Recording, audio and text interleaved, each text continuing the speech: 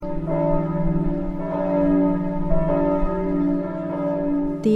Garam, cerpen oleh Sani B. Kuncoro, dituturkan oleh Felicia Nayawan Siregar.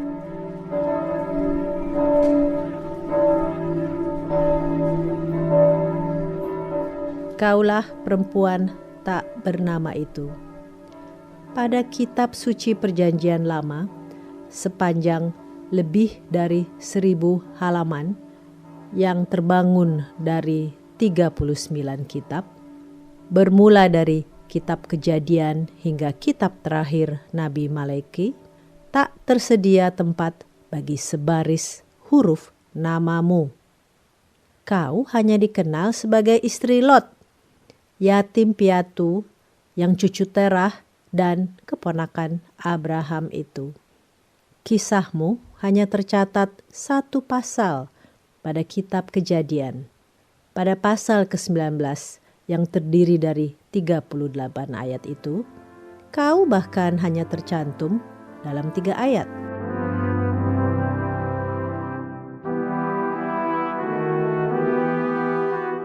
Ayat pertama adalah saat malaikat utusan menyuruh Lot untuk bangun dan berangkat membawamu beserta anak-anakmu.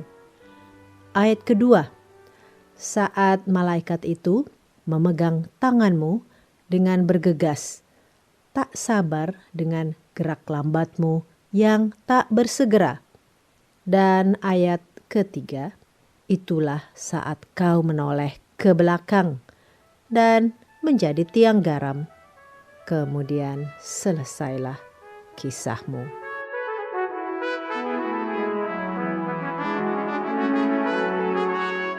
Dalam kenangan abadi, kaulah tiang garam yang satu itu.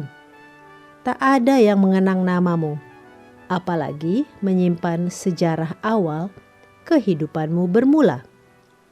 Kau lebih diingat sebagai teladan buruk saat kisahmu dibagikan kepada umat, bahwa kaulah perempuan yang tak sanggup merelakan harta tertinggal saat kehancuran Sodom dan Gomora.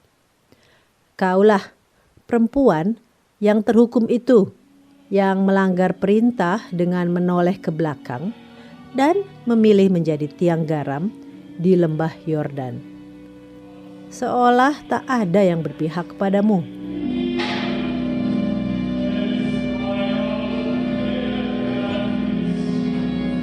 Maka kau simpan sendiri keyakinan itu, bahwa sungguhlah Tuhan adalah Allahmu yang cemburu. Di saat terakhir itulah kau alpa. Kau mengira bahwa Tuhan tidak akan berbeda jauh dengan berhalamu dahulu, yang selalu menerima canang-canang persembahanmu dan membiarkanmu berpikir bahwa segala yang terjadi padamu adalah buah-buah doamu kepadanya. Ada masa kau berpikir tidak beruntung terlahir pada zaman Perjanjian Lama. Andai saja kau terlahir pada zaman yang perjanjiannya telah diperbarui, niscaya akan tersedia bagimu juru selamat itu, Sang Mesias yang darahnya membuat Tuhan menjadi Allah yang Maha Pengampun.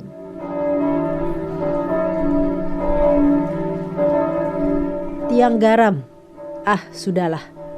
Tak ada seorang manusia pun yang berhak memilih kelahiran ataupun masa lahirnya.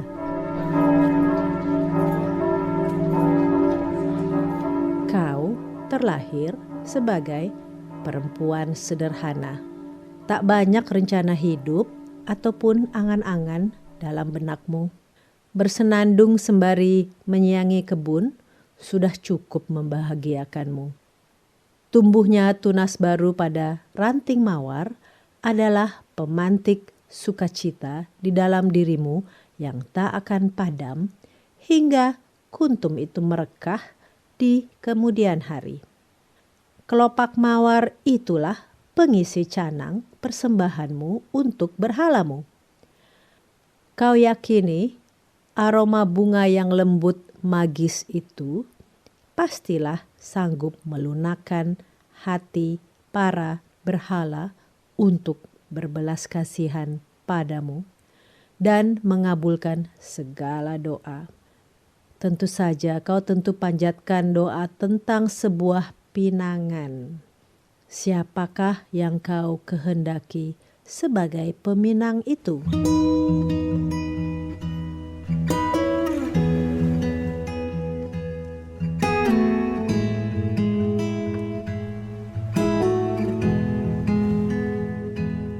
Bimbang kau memilih.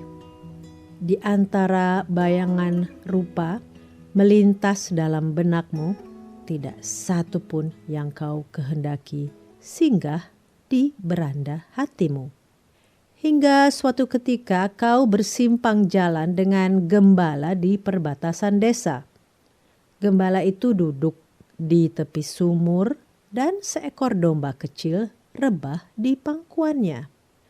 Lembah Yordan yang subur adalah padang permai bagi setiap domba. Kesana pula kau kerap menuju demi mencari sayur segar atau rumpun bunga. Acap kau jumpai para gembala. Sejauh ini tak ada yang menarik perhatianmu. Bahkan siul godaan mereka membuatmu bergegas menjauh. Tapi gembala pemangku domba itu seketika menggapai hatimu.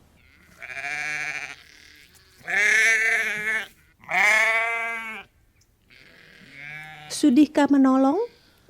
Gembala itu bertanya padamu sebelum sempat kau alihkan tatap mata.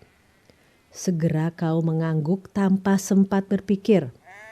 Dombaku patah kaki dan tak mau ditinggalkan. Sementara kawanan domba masih di padang timur. Maukah menjaga domba kecil ini sebentar? Lagi kau mengangguk. Entah domba terluka itu atau gembalanya yang membutuhkan belas kasihmu.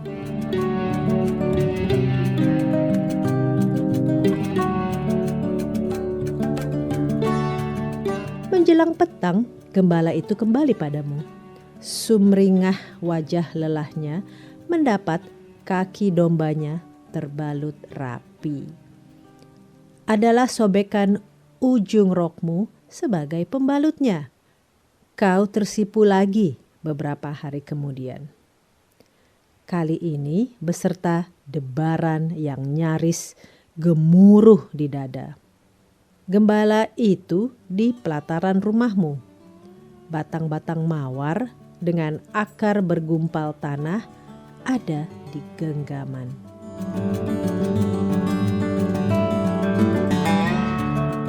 Untuk kebunmu, katanya. Mawar padang Yordan. Siapa yang tak menginginkannya? Tapi sesungguhnya pemberinyalah yang lebih mengikat hatimu. Kau berharap dialah peminang yang dikirim berhalamu. Benar dia peminangmu.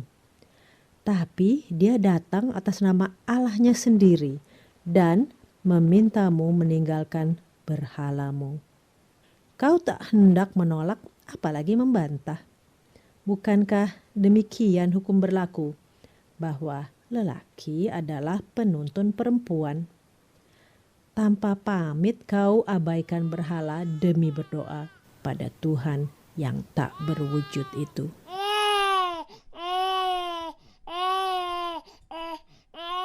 Dua anak perempuanmu lahir sesudah itu. Demikian juga domba-domba dan mawar di kebunmu yang beranak pinak. Domba kecil yang patah kaki dulu itu, entah berapa domba terlahir dari anak cucunya kini. Tak lagi kau kenali keturunannya satu persatu. Sama seperti tak kau akrabi turun-temurun anak kerabat dan tetangga. kawan lama yang tak lagi saling beranjang sana. Generasi baru itu telah menjadikan kalian asing satu sama yang lain.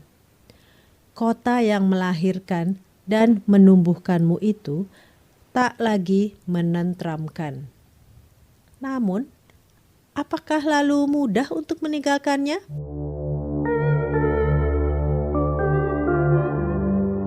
Sungguh kau tak ingin pergi. Gentar hatimu saat malaikat bertutur tentang rencana kehancuran itu. Itulah tanahmu yang memendam ari-ari dan menerima jejak langkah pertamamu.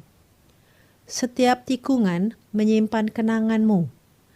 Dinding-dindingnya memahat kisah hidup orang yang kau kenal. Kerelaan macam apa yang kau punya untuk melepaskannya pada kehancuran?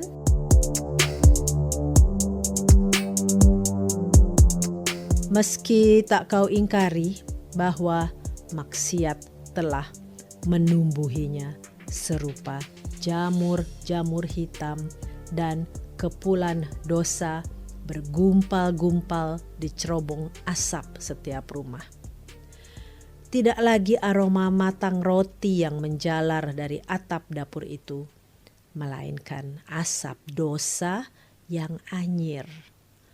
Kau tak hendak pergi, tak pula ingin tertinggal. Tidak hanya karena suami dan anak-anakmu siap berangkat, melainkan karena inilah perintah Allahmu yang sejauh ini kau patuhi dengan ikhlas. Maka saat malaikat itu meraih tanganmu untuk bergegas, kau melangkah dengan sigap. Kau yakini keberangkatanmu dan kau tinggalkan ingatan tentang berhalamu. Sungguh kau percaya bahwa itulah jalan keselamatan bagimu sekeluarga. Tak hendak kau berpaling pada berhala lama atau Allah yang lain. Kau ingat dengan teguh pesan untuk tidak menoleh itu. Bahkan kau larang anak-anakmu berhenti meski hendak menunggu saat kau terjatuh. Jangan berhenti, teruslah melangkah. Jangan berpaling ke belakang, serumu berulang.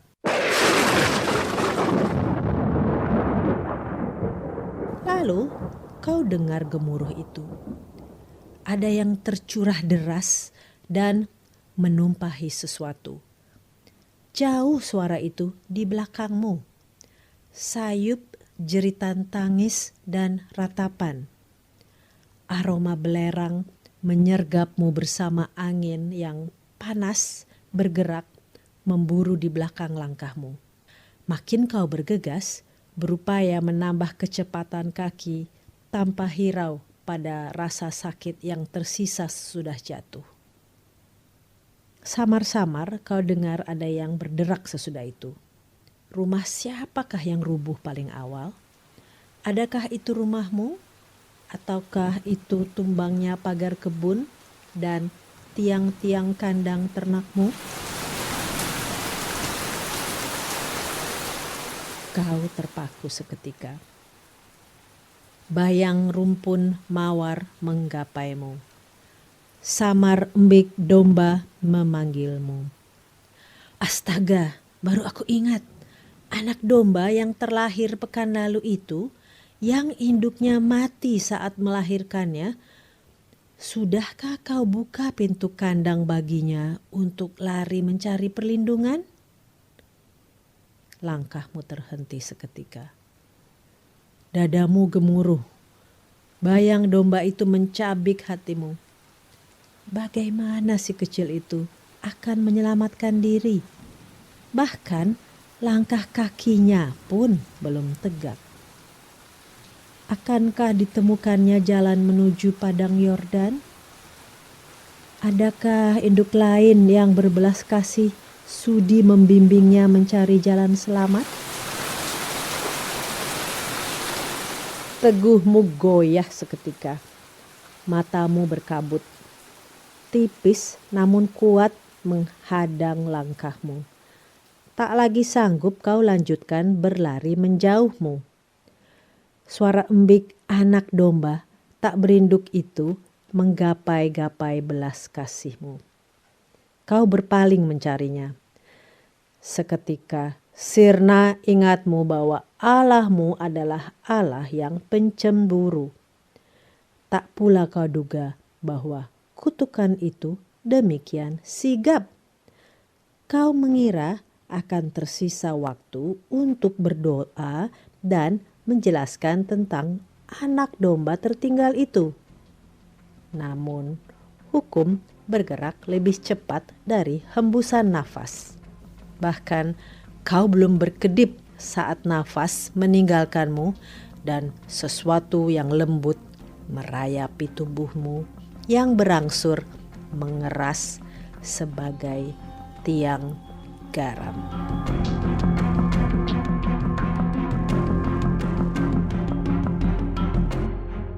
Tak ada belas kasih padamu sesudah itu. Tak ada yang hirau tentang namamu. Menjadikanmu sebagai perempuan tak bernama yang tegak sendirian sebagai tiang garam abadi di padang Yordan hingga berabad-abad kemudian. Begitu banyak pendatang mengunjungimu, namun tak satu pun mensiarahimu, apalagi berkenan menaburkan kelopak mawar bagimu.